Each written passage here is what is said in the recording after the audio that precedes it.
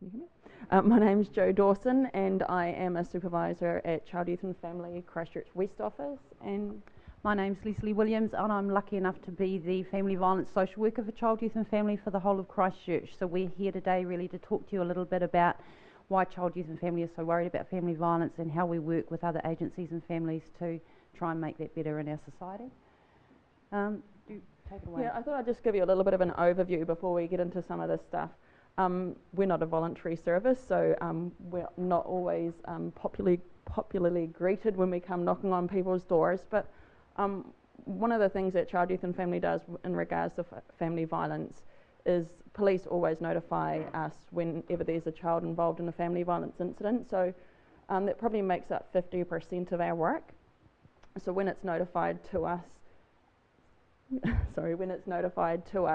we have different pathways and streams that we go down. So different responses, like we've got Paula Smith up the front here, who's our differential response coordinator, and most sites across New Zealand would have a differential response coordinator, and their work is primarily sending work out to the community rather than a social worker completing an assessment or an investigation.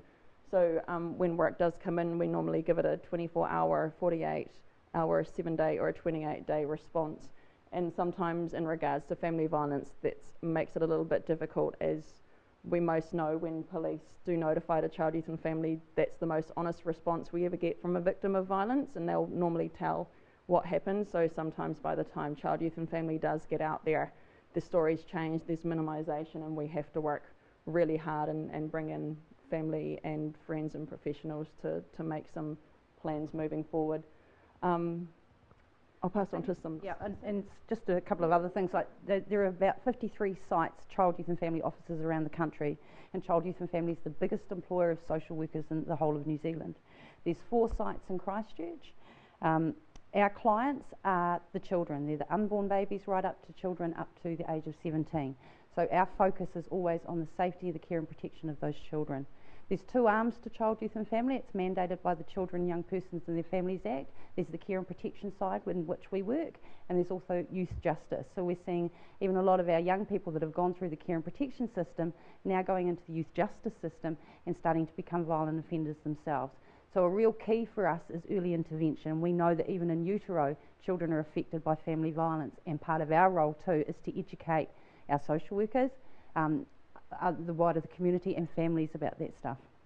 So we work closely with other agencies for care and protection, and as Jo said, nearly half of the reports of concern that come to us are regarding family violence. So these are kind of old, these stats, but in 2011 there was nearly 160,000 reports of concern to Child, Youth and Family, and of these 70,000 came from police around family violence. So that's nearly 50% of the work coming in our door. And like probation, we can't say, oh, hang on a minute, we're too busy today. We've got to take it. We're mandated to consider every single report of concern, and it will go down one of those pathways that Jo was talking about. Okay. And I guess that we're all aware of the costs to New Zealand, not only in monetary terms, but just the continuing societal problems that go on and on and on if we can't make some changes at that early level. Okay, so from our perspective, family violence covers all the areas that we're concerned about with child abuse and care and protection. We also know, and death reviews have told us, that when children have been killed in families, it's very common that family violence has been an element in those families, where there's been violence between the adults in those households. So from our perspective, family violence is a very complex issue, so we're not usually dealing with that in isolation. We may have a lot of other complex issues going on as well.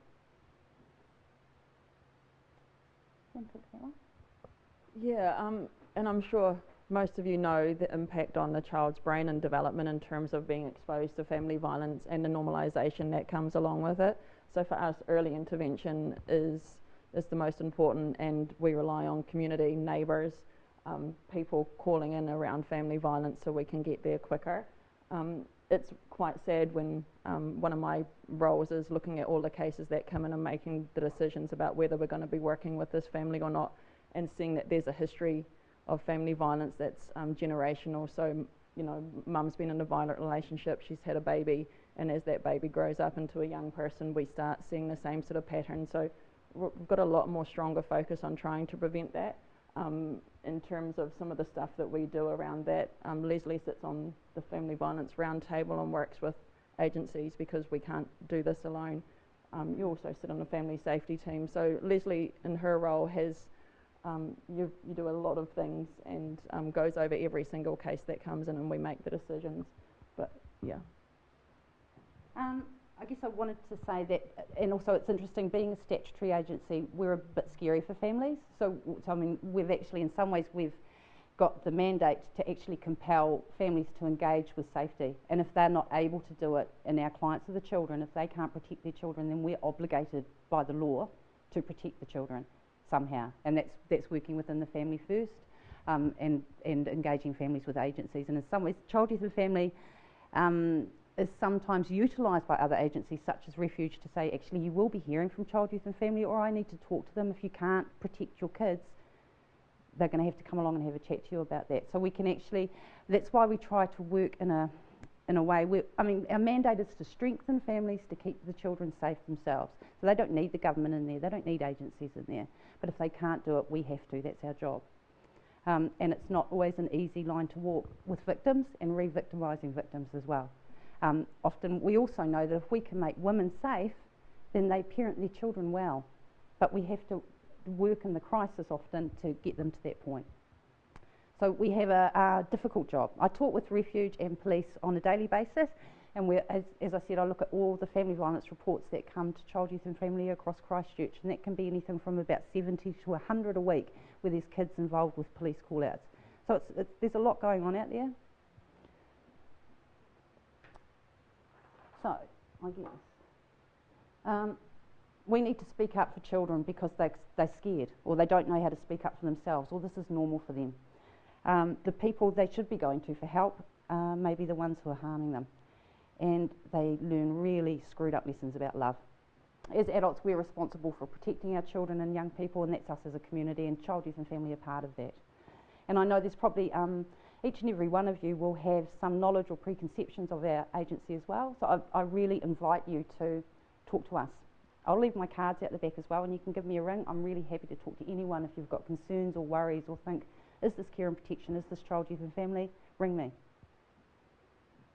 So, here you go. I guess, how much time have we got? Oh, so have we got any questions? I guess to summarise things up, really, we're the child's voice. We want to make sure that they grow up in a healthy, stable and consistent home environment, and we're going to be knocking on people's doors to try and save that, and rely on family to wrap those plans around, and professionals to make those children safe. Any questions? I think each of your agencies will have policies or procedures if you are worried about children or what might be going on for children. So I think if you're worried or something doesn't feel right, it probably isn't. So talk to your supervisor or your peers, and please feel free to contact our contact centre on 0508 Family. There's social workers and supervisors there 24 hours a day, or else please feel free to contact me, and I'll leave my card down the back.